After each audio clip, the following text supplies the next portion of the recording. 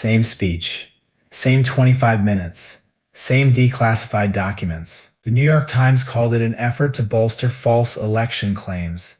The BBC said the president alleged shocking vulnerabilities in election security. One headline tells you the claim is wrong. The other tells you the claim was made. Neither one is lying. This is Media Lens. On Thursday night, President Trump delivered a primetime address to the nation on election security.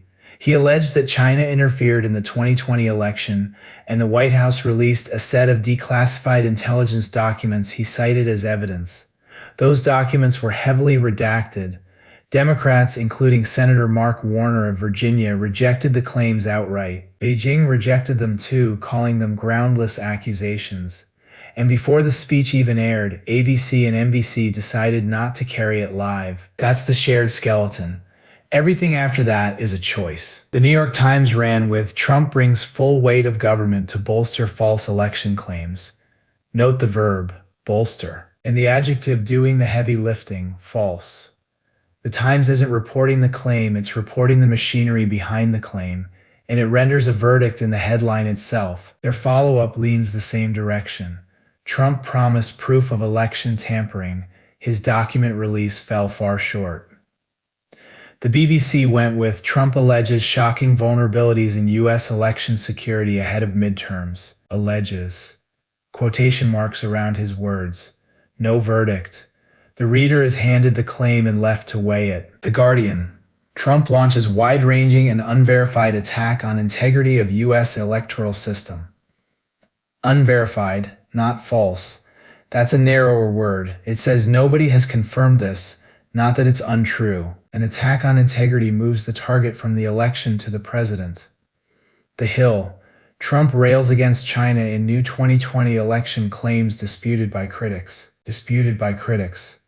The dispute is attributed to people, not asserted by the outlet.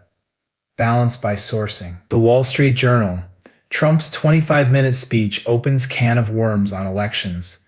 Consequence framing. Not true or false, what happens next? 5 outlets. 1 event. False. Alleged. Unverified. Disputed. And a can of worms. Here's the useful part. The disagreement isn't mostly about facts. Every one of these outlets reported that the documents were redacted.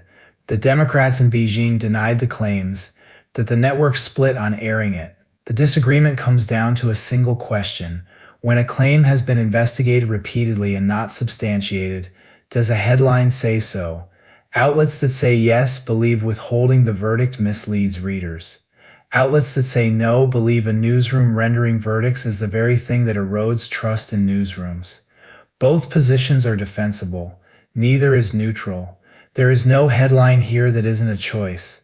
So when you read one of these, the question isn't whether it's biased. The question is this outlet telling me what happened or telling me what to make of it? Both are legitimate journalism. You just want to know which one you're getting. AI Command App. AICommandApp.com. That's today's Media Lens. Subscribe and hit the bell.